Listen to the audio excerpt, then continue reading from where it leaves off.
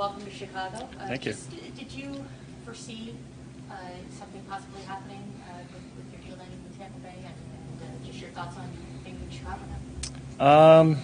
Yeah, I kind of had a feeling that I wasn't going back to Tampa.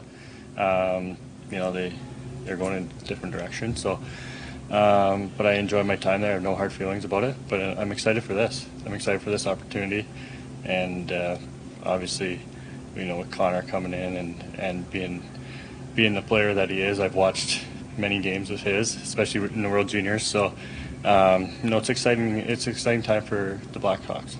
With Luke Richardson, obviously, you guys had somewhat of a relationship in Montreal, and how nice to be working with him again. Yeah, he's a tremendous person, first and foremost, and the wealth of knowledge he knows of the game. And we met in Montreal, and here we are again. It's so I kind of understand his philosophy, where he thinks, and the expectations that he has on and puts on his players. So I'm excited. You said that you worked a lot with Suzuki and some of the younger players there to help mentor them. What kind of relationships did you have with them, and what kind of advice did you give those kids? I don't know what kind of advice I could say, but each and every day, just going into the rink and watching them, and just working after practice on something, and with Nick and Cole in Montreal, and we had a veteran presence there, but there's a lot of young kids there, and it's just talking to them, just day-to-day stuff. So it's this league's not easy, and especially when you're 18, 19, 20 years old coming into the league, you got to get your feet wet and try to figure out where you fit, and I just try to help them out with that.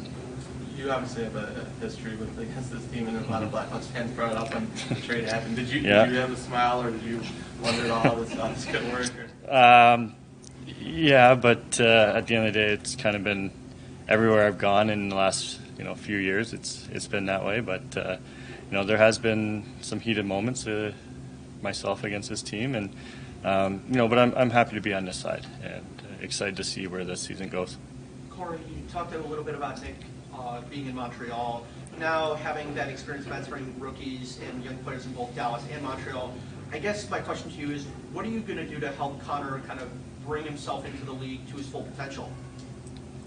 Well, we'll see where that goes. I got to meet him first, and then we'll go from there. But it's not so much for me on the ice. It's away from the rink. It's in the dressing room. Just being a good teammate, and just trying to help him with day-to-day stuff. Just trying to make sure he knows what to do, where to go, be on time, all those kind of things. And then the on-ice stuff, just it'll take over as the season goes. You pass Marion Olsen in the halls. Are you guys going to be good? It will be good. Yeah, yeah. There's I mean, I can probably go down the list of different things that have happened. I mean, you look at the other new guy coming in, Nick Foligno, and myself. We had something when he was in Toronto and I was in Montreal, and that happens everywhere you go. You put it behind you and you move on. Your teammates now.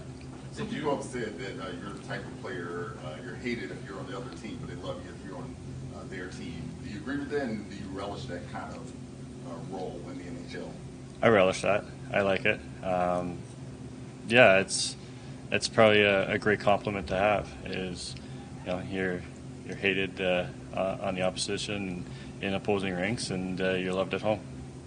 Did you fully intend on playing this year, and what was that recruiting pitch like after they traded for you? Did I fully in what, sorry? Did you intend on playing? Were you committed to playing regardless this year? Oh, 100%.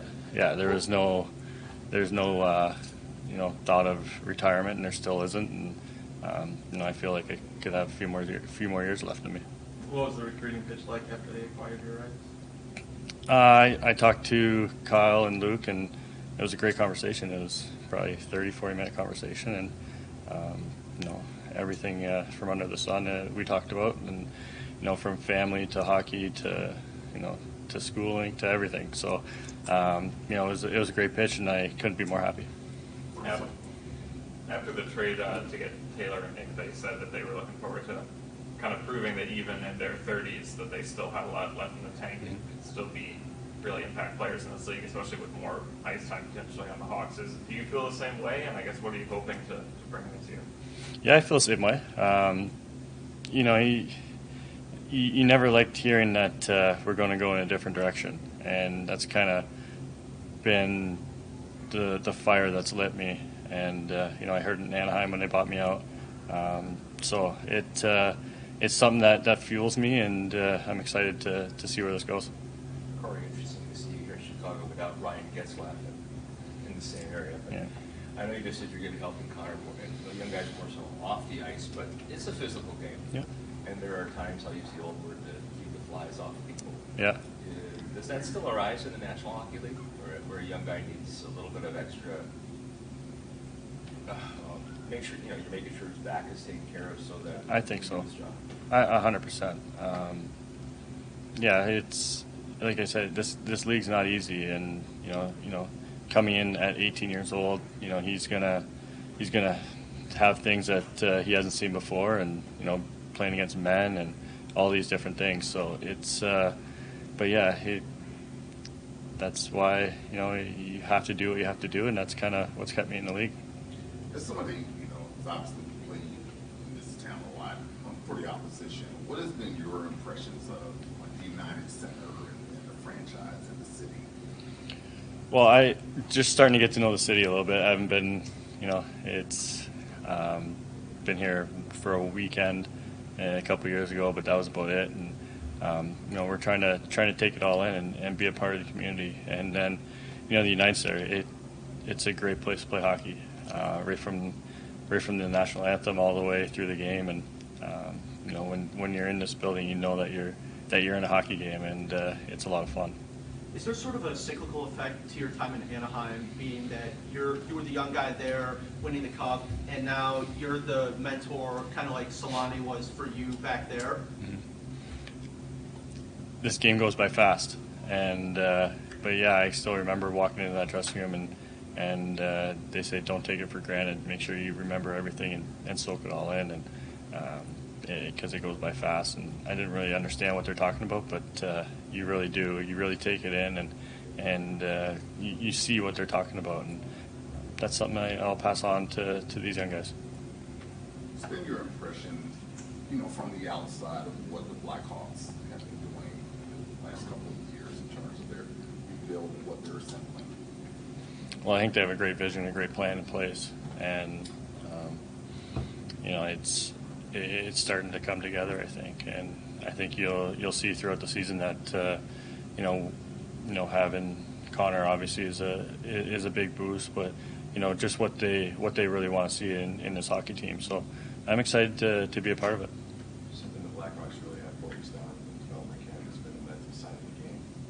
Kind of seen, like when you started with your career, you win a Stanley Cup. Mm-hmm. You've obviously been on the other side of it. You talked about how you had the conversation about being brought out. With all the different stops that you had, what was the one thing you can take from each that you could teach some of the younger kids on the team? Well, now you put me on the spot, but at the end of the day, you can't take this game for granted. It can come to a screeching halt pretty quick, and